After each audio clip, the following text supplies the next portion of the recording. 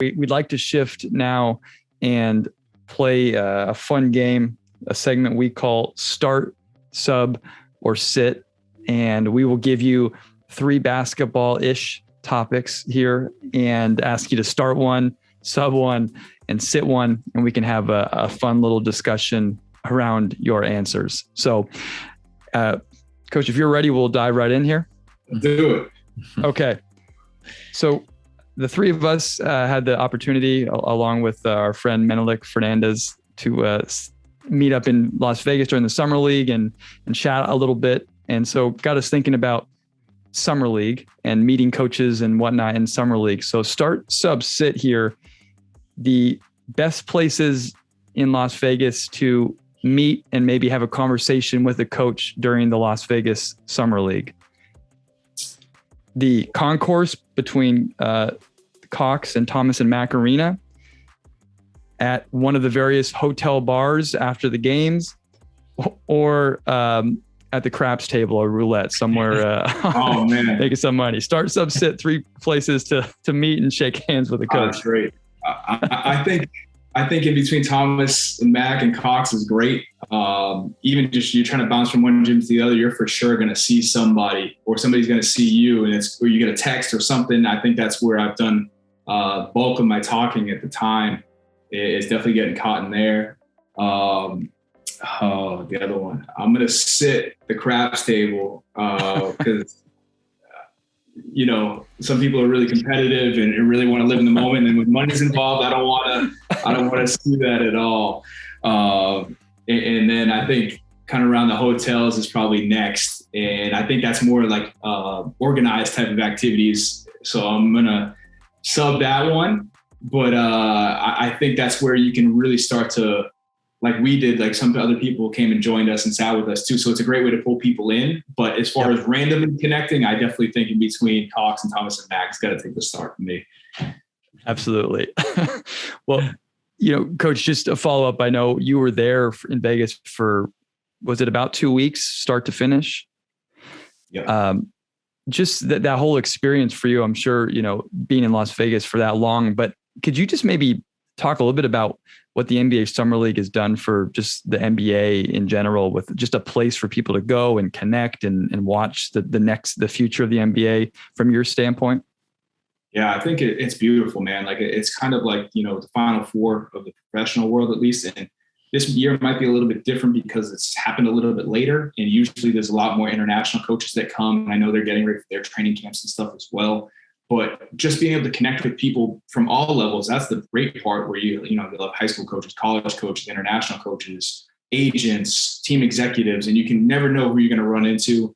And that's, part on the coaching side that you love. And then you get to see, upcoming talent and be able to evaluate in real time and kind of figure out what the next wave of players is going to look like, and start to develop relationships early in the process with players that you might coach. And that, to me, hopefully you get to know these guys for the next 15 years or so and see their journey and see where it takes them. And being a part of their first step is, can be gratifying in the long run. I know for coaches, it's a lot of fun. For fans too, it's an unbelievable experience going to see the games back and forth. Just a great time out there. Yeah. Jimmie, my kind of follow-up, going back to the relationship, or, forming relationships. We all know it's an important part of this business, and it's hard when, you don't have kind of like that in or that connector, someone. And I know you've been on both ends of it. So what would be your advice to a young coach to maybe forming relationships, or just at the very least, like a positive impression with coaches? Yeah, I think a lot of people, I don't say people in general, I think a lot of young coaches up and coming expect that, the seeds that you plant are going to immediately blossom when you start developing a relationship with somebody. And it's not really the case, and definitely wasn't for me. And it can happen. I'm not saying it can't happen, but the guys that you meet now are probably going to be able to help you in 8 to 10 years. Like, how many people have you met over the time that are ahead of that person in line, and people that you're willing to help? And it's just human nature, right? Like, the longer you know somebody, the more you're going to be willing to help them. So I think it's important to keep that in mind, where just because you reached out to somebody on LinkedIn a week before Summer League, you can't expect that, like, hey, he's going to get me a job. Like, you got to be a little bit realistic in the sense that, you know, maybe he's going to take some time to talk to me, get to know me a little bit. And, you know, hopefully this thing fosters over time. I think a pitfall that people run into is they're so eager to tell you about themselves. Like, I've been here, I've done this, I work with so-and-so, I work with so-and-so, blah, blah. I think it's important just to listen first and just kind of, you know, I'm so-and-so, I'm here. Like, you know, I'd love to connect and get to know you and kind of hear whoever you wanted to connect with, their story. And you know, then you can go from there, because I've seen horror stories on the other side of it where someone just stops somebody and speaks for 8 straight minutes. And they're like, man, like, I couldn't wait to get out of that conversation. And you feel bad because their intentions were good. They just didn't know better. And so, you know, you can give the benefit of the doubt for sure. And maybe it's nervous energy and, you know, you get a little bit of everything, but listening more than talking is really, really important.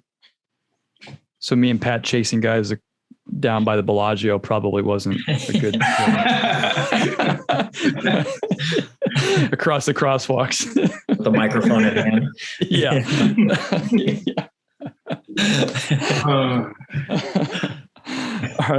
All right. Okay, Coach. My start sub sit is complementary defensive traits or skills that you value in your guards. So start, sub, or sit.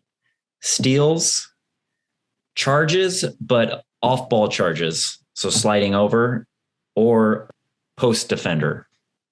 Ooh, man. Typically, I would sit post defense, but being a part of a team that switches everything, that's pretty important. Man, I'm gonna start steals because you can scheme a team to cause more turnovers, but nothing makes up for like a really good defender that can, you know, just pluck somebody. I've seen it. They can change the tide of a game. That to me would definitely take precedent over the others. I'm going to sit post defense, surprisingly, in a system that switches defensively. I think it's important to understand how to play that, you know, play behind a big or front the big and understand where the help's coming from. And the better you can do that, the more efficient we're going to be defensively. And charges scare the hell out of me, man. I'm afraid of guys getting hurt. So if I could remove charges, I would definitely do, especially with some of these high level athletes. But I love seeing like players like Kyle Lowry step in and take charges. Like, that's amazing, putting your body on the line. That I'd probably, in the past six months ago, I probably would have switched my answer, but that's what I got right now. Okay. With steals, what do you see from guards that are good at generating steals? Or I guess, what are they doing that allows them to get these steals? I don't think you can teach it, but you can see it. And I think what I found is somebody that I evaluated before and that we actually coached, their anticipation of when the pass is going to be made or when the ball leaves their hand to dribble, they have like such fast reflexes that they know when to go in for it. And like the risk reward, they can reduce like the risk. And I think those guys that can still try to gamble and still recover and know when to like steal a pass, or like, you know, they hear the team call, hey, run through. And they know that first pass is going to the wing and they kind of baiting it, dropping back. And then they jump in the passing lane quickly. So it's a little bit of IQ, but a lot of it's feel and understanding, like, can I use my wingspan, my length, my instincts to put myself in position to get a few of these. And quickly, you mentioned the risk reward. I guess, what are maybe some of the signs when it is fool's gold? We're like, yeah, he gets steals, but he can't recover. He's guarding no one. I guess what would be the red flags to be like, maybe we shouldn't rely on this steals stat?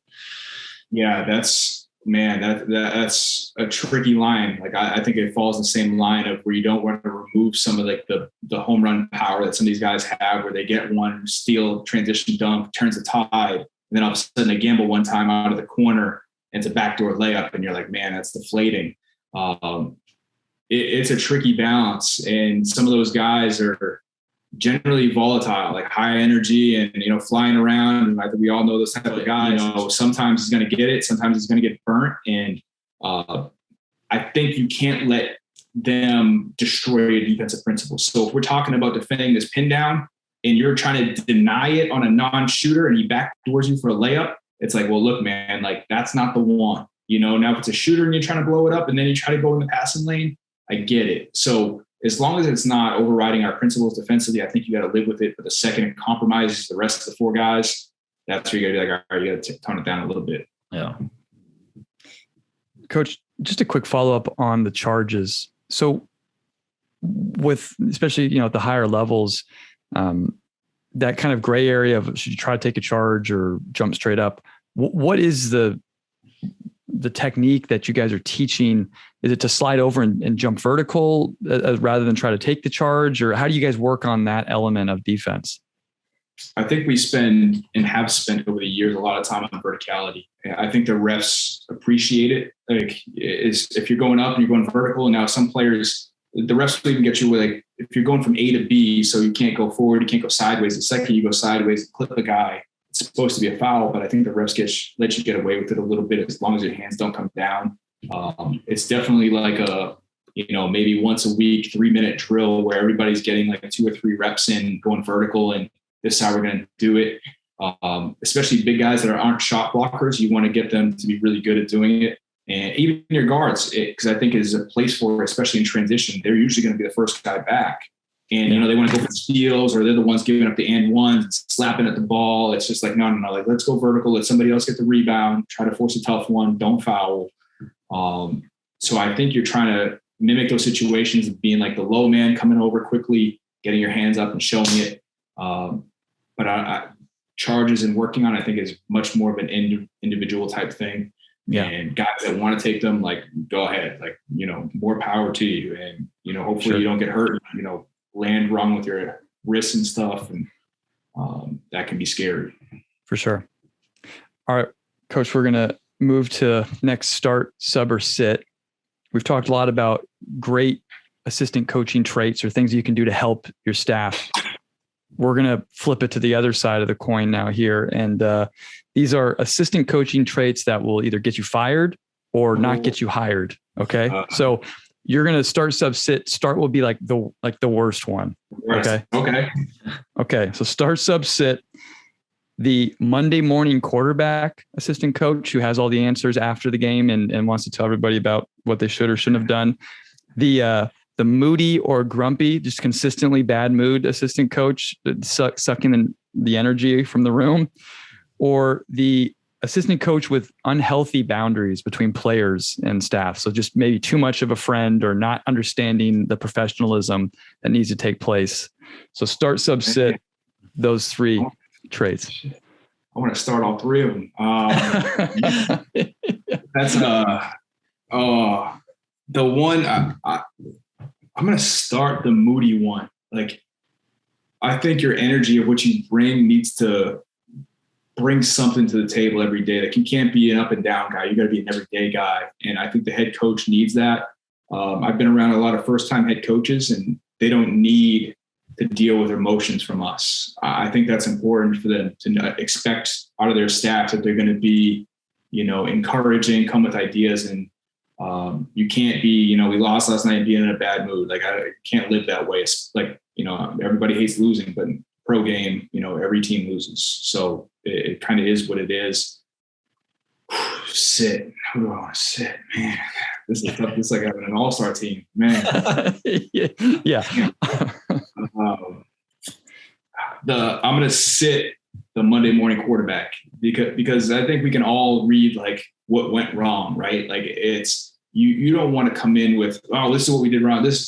Yeah, we got it. Like, what are we going to do to get better, right? Like, so I think that's really, really important and it kind of goes along with the attitude type deal. Like, I don't think there's a place for that stuff. And I'm gonna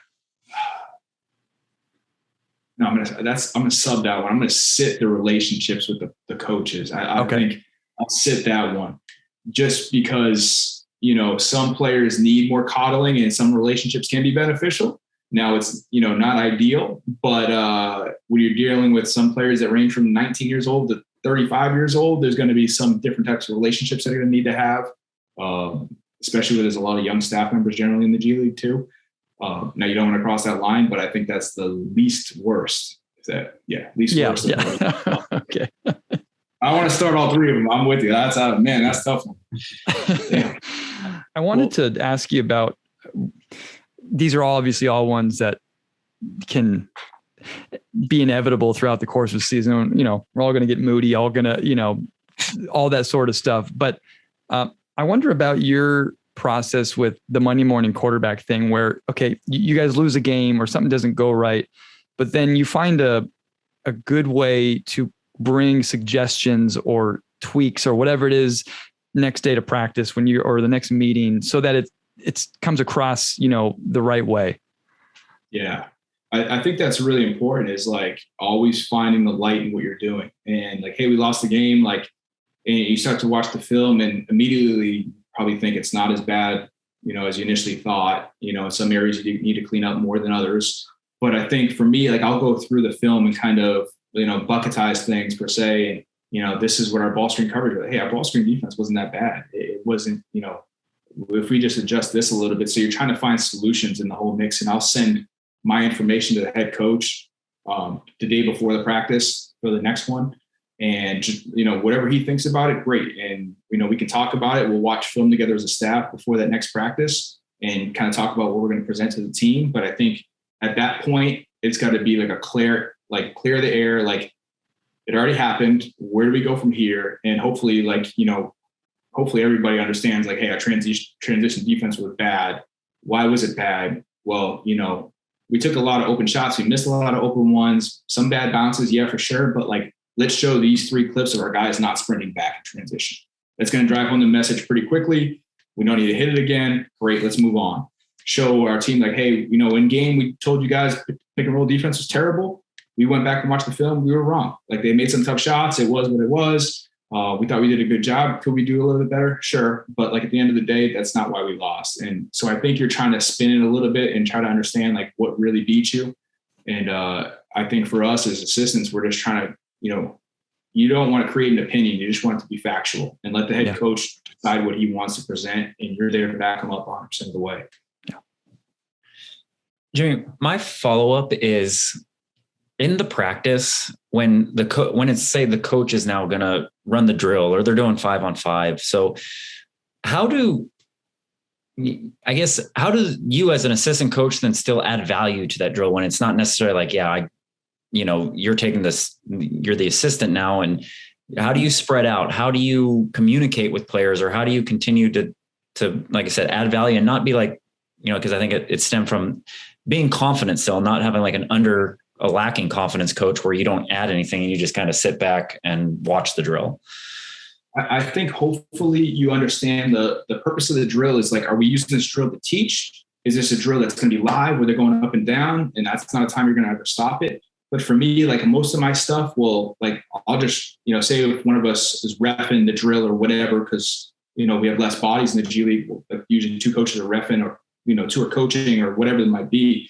But like, I'll be watching the next rep with a player and talk to like, it could be, he hasn't even taken a rep yet and being like, hey, like when he comes off this pick and roll, let's see what the low man is doing and just have my arm around him. And like, he's watching it and I'm like, all right, cool. Like you see what, like, and it's going to be position specific too. So if he's the point guard, we're going to talk about what that guy's going to be doing. But then if like the next rep, like I need to talk to somebody, like maybe I'll throw that guy to sub him in and be like, hey, Chris, come here real quick. Like, I just want to hit you on something real quick. Hey, when you came off that thing, like great take to the rim. You also had the guy in the corner wide open. Like next time, if he pulls over that much, make sure you see him. So it's going to be quick, but I'm not going to stop coach's drill unless like the situation where he's like every rep, like we're going to stop this thing and we're going to teach in the season. It's really not like that, but I think you got to pick your spots and sometimes you want it to just go, but if it's 3 seconds, you pull a guy easy.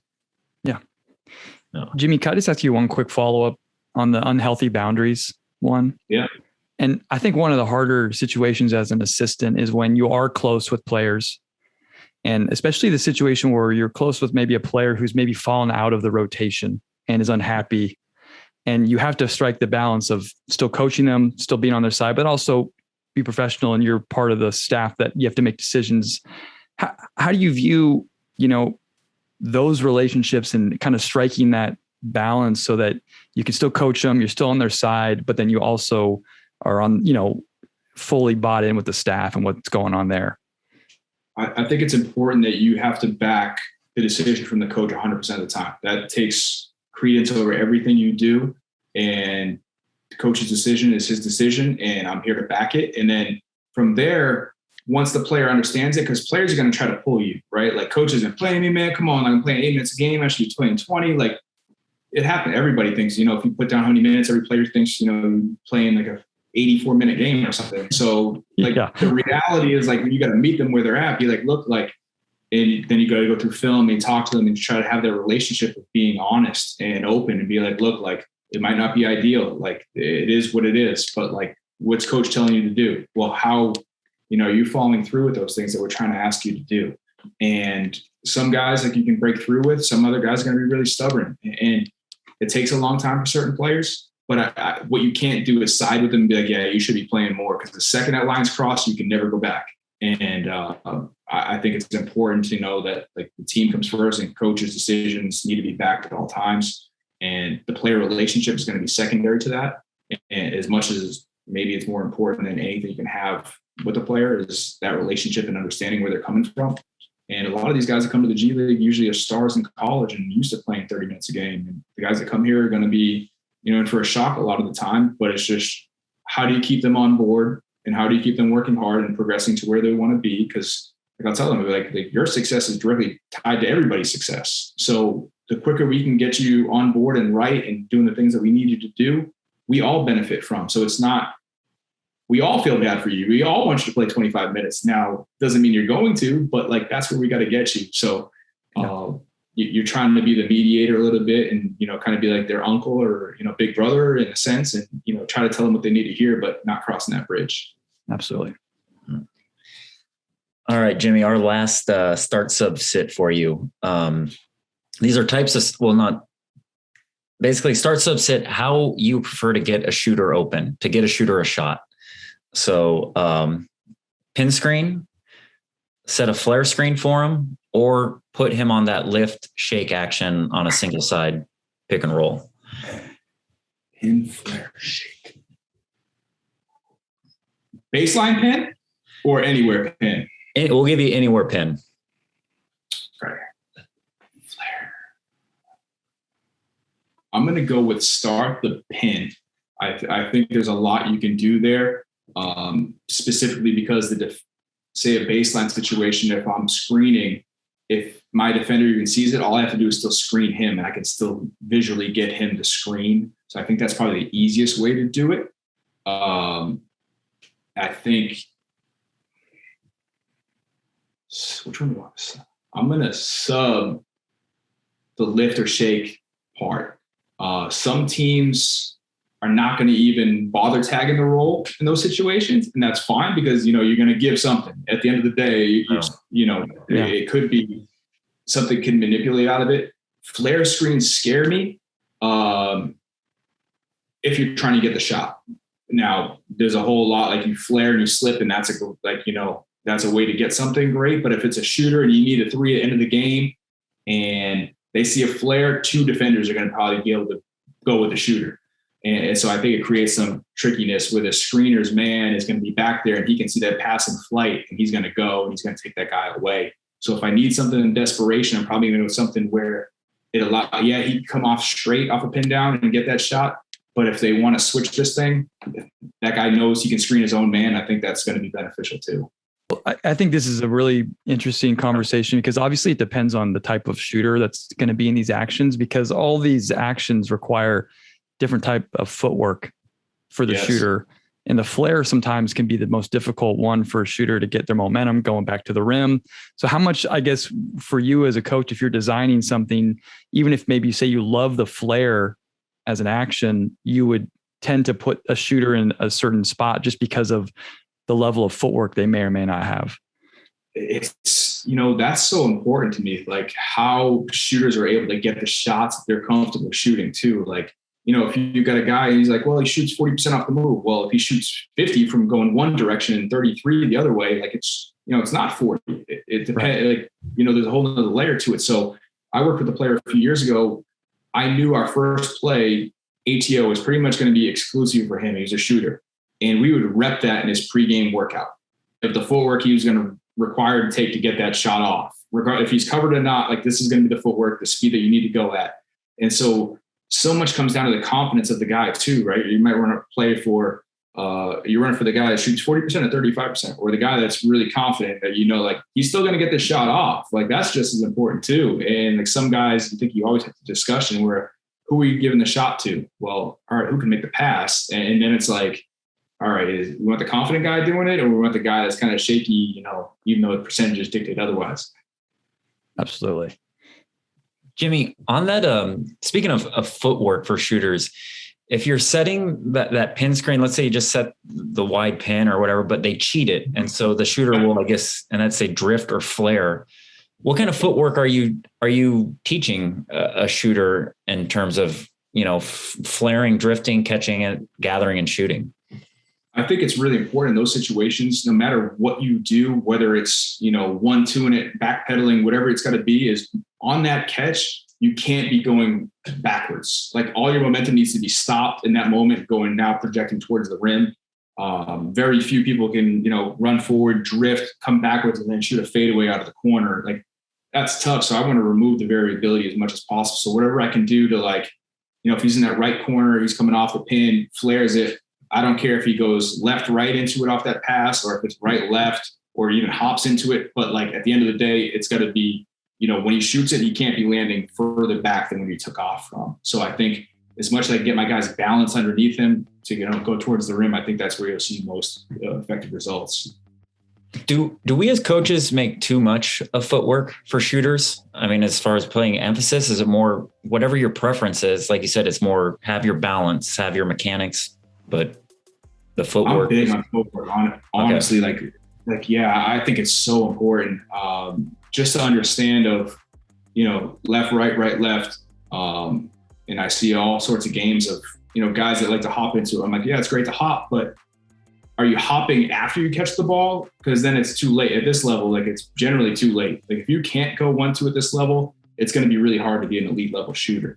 All the elite ones can do everything. Now the next tier down are the ones that usually struggle in one of those areas. And you see kind of the ball dominant guys that shoot better off the dribble than they do off the catch, which is a whole nother situation. But the footwork into it is all about the rhythm. And so I try to develop a rhythm for these guys, you know, that might be unnatural in situations like, you know, going right, left in the left slot. Well, that's a weird situation for them to do it, like for a righty. And so, but I want them to feel comfortable in understanding equal balance on their push off when they lift off to shoot the ball instead of turning and twisting, and how they catch the ball is important and all that stuff. I try to really, really, at the end of the day, can I get them to be facing the rim, the pocket the same every time, regardless of the footwork? And the quicker that their feet can get down before they touch the ball, the better it is. Absolutely. Yeah. Well, Coach, I feel like we could, the three of us could probably keep talking about flare screens and moody assistant coaches for another 2 hours, but we should just be the three of us talking at a certain point. So we'll you're now off the start sub sit hot seat. Thank you for that. That was a lot of fun. You were